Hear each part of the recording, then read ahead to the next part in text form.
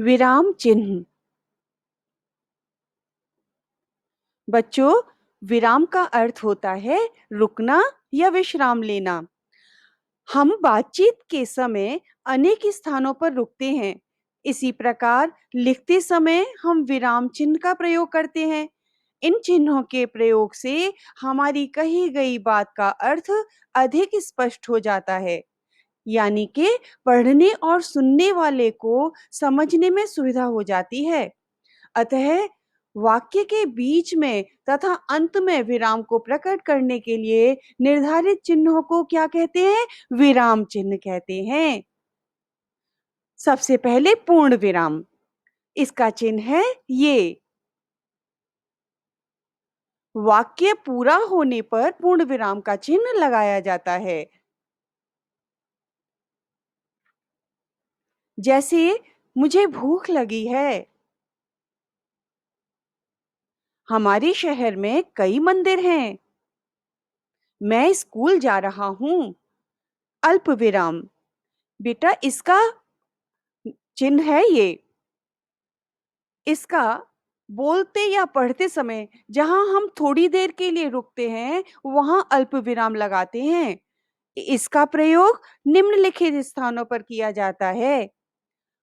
वाक्य में आए शब्दों को अलग करने के लिए, जैसे माँ ने पनीर, कोफ्ता, आलू, दाल और भिंडी बनाई है।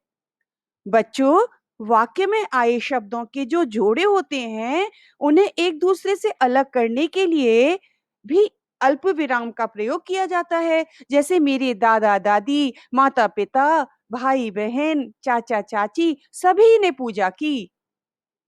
अल्प विराम का प्रयोग हाँ या नहीं के बाद भी किया जाता है। जैसे हाँ, मैंने सारा काम कर लिया, नहीं, मैं बाजार नहीं जाऊंगी। लोगों के कथन का या प्रश्न को स्पष्ट करने के लिए भी अल्प विराम का प्रयोग किया जाता है। जैसे माँ ने पूछा तो बेटे ने बताया, अभी 10 मिनट पहले ही आया हूं। बच्चों, अल्प विराम का प्रयोग संबोधन के लिए भी किया जाता है। जैसे माँ, जरा खीर देना। राजन, पहले नहा लो। अर्ध विराम। अर्ध विराम का चिन्ह है ये। वाक्य पढ़ते समय जिस स्थान पर अल्प अल्प विराम से कुछ अधिक और पूर्ण विराम से कुछ कम ठहरना हो, वहां अर्ध विराम का चिन्ह लगाया जाता है। या जब हम एक बड़े वाक्य में कई छोटे वाक्यों को जोड़ते हैं, तब अर्धविराम का प्रयोग होता है। जैसे चिड़िया दाना चुग कर लाती, पहले बच्चों को खिलाती, फिर स्वयं खाती। प्रश्नवाचक चिन्ह।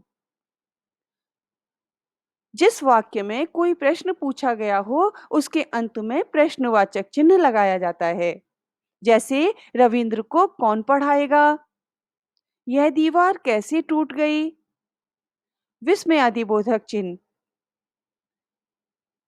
बात करते समय हम कभी-कभी हर्ष, शोक, आश्चर्य, घृणा, प्रशंसा आदि भाव प्रकट करते हैं। ऐसे भावों को प्रकट करने के लिए विस्मयादिबोधक चिन्ह का प्रयोग किया जाता है। जैसे छी! कितनी गंदी है। वाह! कितना स्वादिष्ट पराठा है। हाय! मेरी साड़ी फट गई। उद्धरण चिन्ह।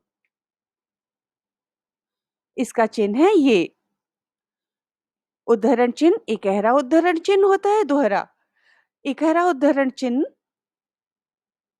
यह चिन्ह विशेष शब्द, पुस्तक, नाम, वस्तु, व्यक्ति के लिए लगाया जाता है। अब दोहरा उद्धरण चिन्ह आएगा। जैसे इस पुस्तक का नाम नवीन हिंदी व्यावहारिक व्याकरण तथा रचना है। दोहरा उद्धरण चिन्ह। इस चिन्ह का प्रयोग किसी के द्वारा कही गई बात को ज्यों का त्यों दिखाने के लिए किया जाता है।